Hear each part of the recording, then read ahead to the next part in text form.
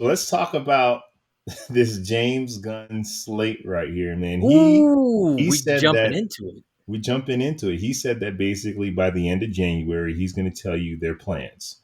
Um, some of this stuff is coming out soon. Some of this stuff is, we got to wait on it.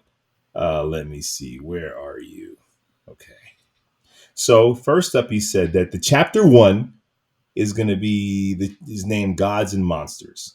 And the projects in question will be released between 2025 and 2027. First up is going to be Creature Commandos, an animated series of a group of monsters that will include Weasel from the Suicide Squad.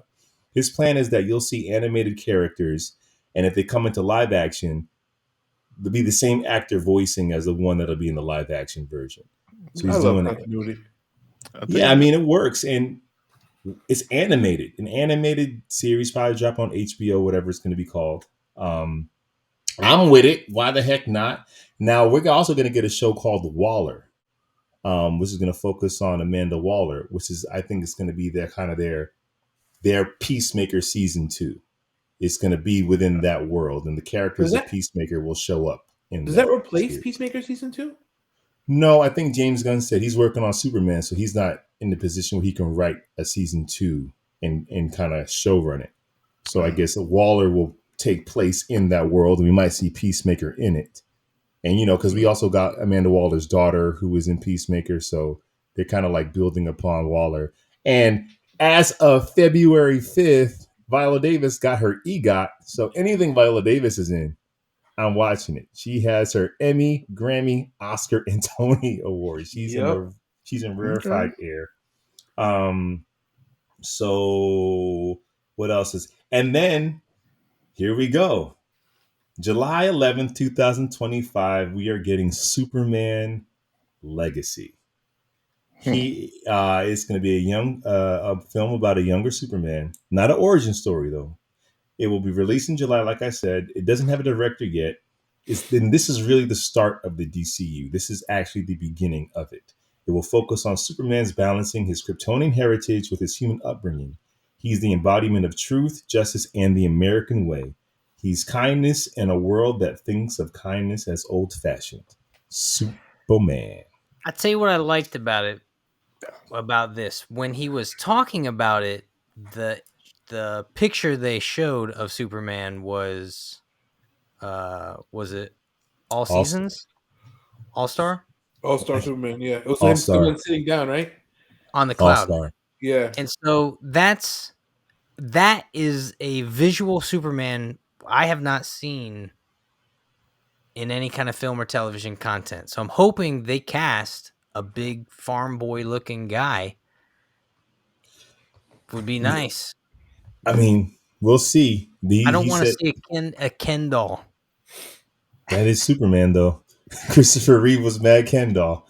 I know, but listen, he showed a very specific comic art when he was talking about it. So I hope that the content is the art style in that whole book looks like that. Lex Luthor looked like that.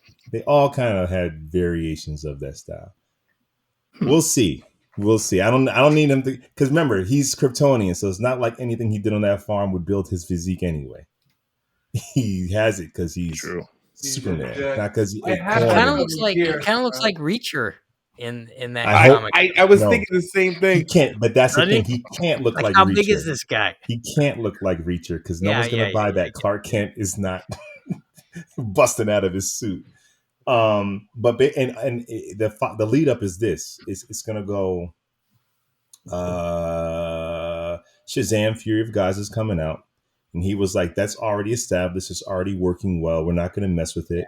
And then it goes into Flash, right? The Flash, and he said the Flash is going to first of all, they went on to say the Flash is dope. They're like, this is actually a really good movie. Yeah, what is he supposed to say? That movie's got so much drama all around it. Someone got to start selling it. Well, he says it's good, and he wasn't going to say it was bad. If he said it was bad, then he could have just did what he did with Shazam and say, "What's next is the Flash," and then after that. But yeah, he said it was the best super. He said it's the best. He said it was great, and he wasn't involved with DC when that was being made, so he doesn't have to say anything.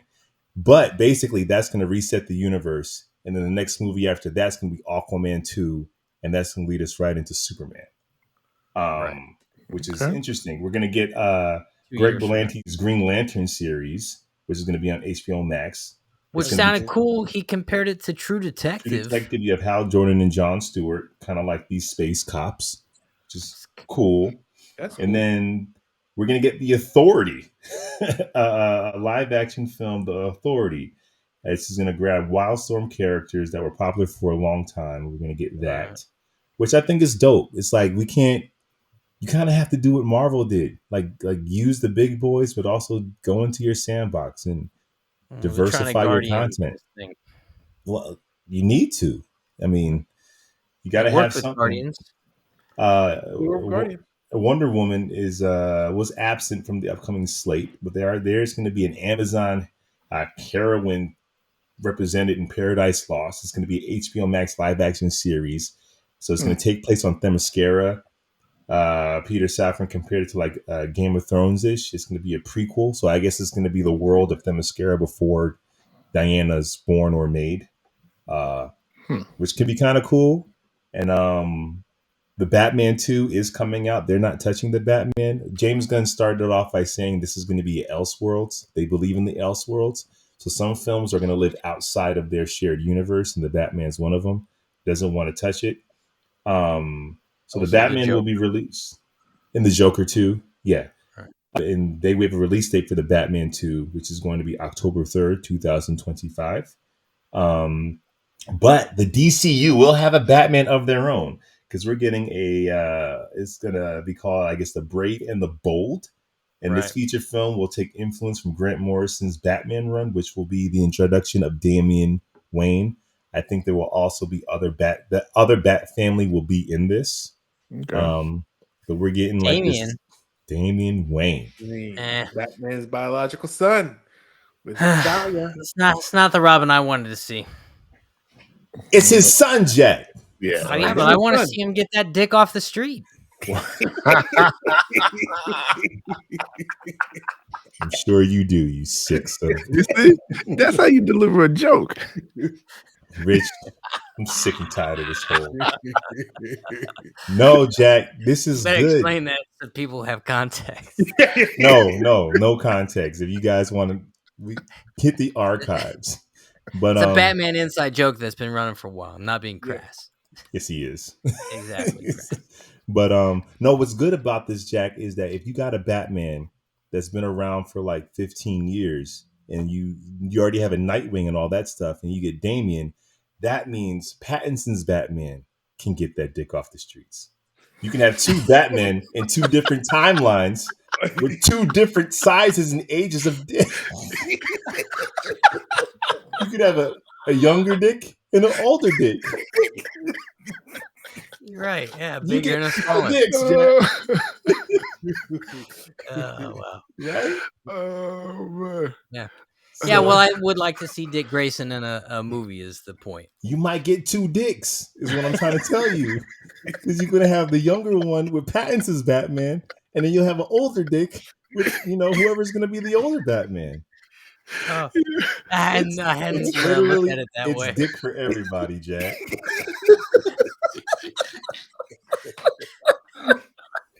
Well, it's really sad how hard Rich and Chris are laughing right now. No, you're dead. I'm laughing more at them laughing than laughing. But we're getting that, which could be cool, and I'm curious who they're going to cast as Batman, because it's going to be someone who is probably at least late 30s if we're going with that storyline. So we'll see, man. Jensen Ackles would be great as Batman. I think he'd be a great Batman. Yeah. And he's already cosplayed as Batman, so he loves the character. He's putting it out there. He's in The Boys right now, though. He's in The Boys. He voices Batman in the animated movie that we're going to cover today. Booster Gold. Looks like we're getting a live action Booster Gold series. As long as we get Skeets, I'm with it. Dude, that's gonna be so dope. If they treat that like Peacemaker, it is. That's gonna be sick. It already is like it. I just don't want all the content that DC's throwing out to be like Peacemaker. It won't, but then it might. It can't. Well, Paradise Lost is not going to be like that. Superman's not going to. No, there's going to be a lot, but then some is going to be like that. I mean, Booster Gold straight up is perfect to blend into that tone. I'm hoping there is some groundedness in this thing. There is. Oh, I hope so. And it looks like we're going to get a Supergirl movie. Supergirl, Woman of Tomorrow. Now, this looks interesting, man. The film. Now, not all this stuff is, I think, going to come out in the next, 5 years. This is also a part of their 10-year plan. But the film will be based on Tom King's comic book series that was released last year. In this iteration, Supergirl, who was raised on a rock, a chip off of Krypton, and watched everyone around her die and be killed in terrible ways for the first 14 years of her life. And then she comes to Earth when she was young. She's much more hardcore, and she's not exactly the Supergirl we're used to seeing. I love that, and it's my biggest issue with the Legion heroes. She's not Clark, man. He had no memory or recollection of anyone. He has no trauma when it comes to Krypton. She saw her family die. Well, they touch on that. We'll talk about that when we get touch to it, but there's no. I mean, her and Bruce would have a much more heart to heart than her and Clark when it comes to dealing with childhood trauma. Yeah. So if they go there, it'd be kind of cool. And last but not least, we're gonna get our kind of horror film. And what better horror film could there be than Swamp Thing in a feature film? James Gunn went on to say this is going to be the most different in tone, but it's still going to fit in the world. And they're going down that Swamp Thing alley. Dude, guys, I think this is an amazing slate. I think there might be some duds here. There might be some winners here.